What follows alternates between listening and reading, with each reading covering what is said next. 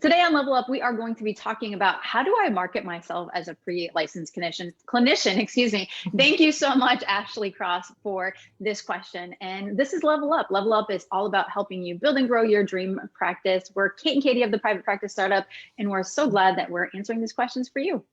Yes, great question, Ashley. We're excited to answer it. But first, we want to say thank you to TherapyNotes for being a great support of Startup Nation. And if you're in need of an EHR, check them out at therapynotes.com. You can get your first 2 months for free using code PPS. So let's dive into the question. Where should we start, Katie? You know, I think I want to start with like a question that might be on a lot of pre-clinicians' mind, right, or interns, is that like, wow, well, so many other therapists have been in the field, like, how is someone going to choose me? And what we're here to tell you today is that really doesn't matter. The fact that you're pre-licensed or an intern doesn't necessarily matter. It's all about your marketing and how you connect with your clients. So I'm going to let Kate jump in here, and then I'll take it over from there.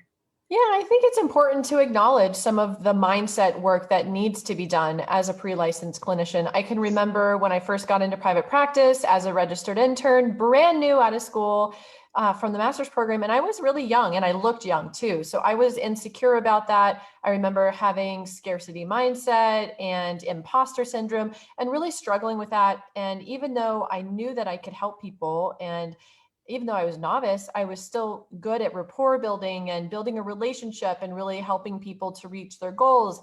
And, so there's some work that I needed to do to be able to overcome some of those mindset blocks that certainly got in the way for me and get in the way for so many of our coachees, not only pre-licensed, but also licensed clinicians as well. So it's totally normal if you're having some of those thoughts, and it is important to work through the mindset stuff, and also important to really understand who your ideal client is and what niche you're working in. Because if you're going to try to market yourself to the masses and be a generalist, you're not really going to shine as an expert in a particular area. So it's best to pick a lane and get more training and experience and really grow that expertise with serving a specific population or three at most in terms of your ideal clients, and then to be able to understand how to speak directly to them in a way that they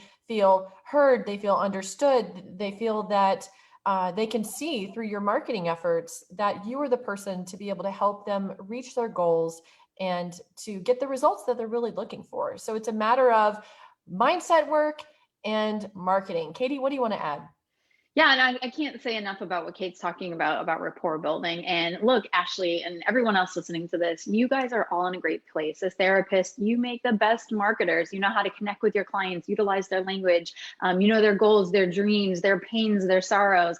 And this is exactly what marketing is. Yeah, there's definitely a step-by-step process and a formula, but we want to just encourage you is that you have all the tools you already need. You just got to figure out how to put them in place, from like what Kate's talking about, from your website to therapy directories, to online stuff, to community marketing. It is definitely all a process, but we don't want the fact that you're pre-licensed or an intern to kind of really get in the way. And like Kate's saying, is the mindset work is so important. And whether you're new or an experienced clinician, whenever you level up or go into a new direction, that imposter syndrome stuff starts to kick in, and it starts to kick in hard. But you're in a business, and business evolves over time, and so won't your confidence. But we definitely recommend, if you are ready to jump and dive in, is don't waste your time trying to figure out everything the hard way. There's so many people who've gone before you and have done it. And with that, we would love to offer you a free gift. And that is our Dream Private Practice Playbook.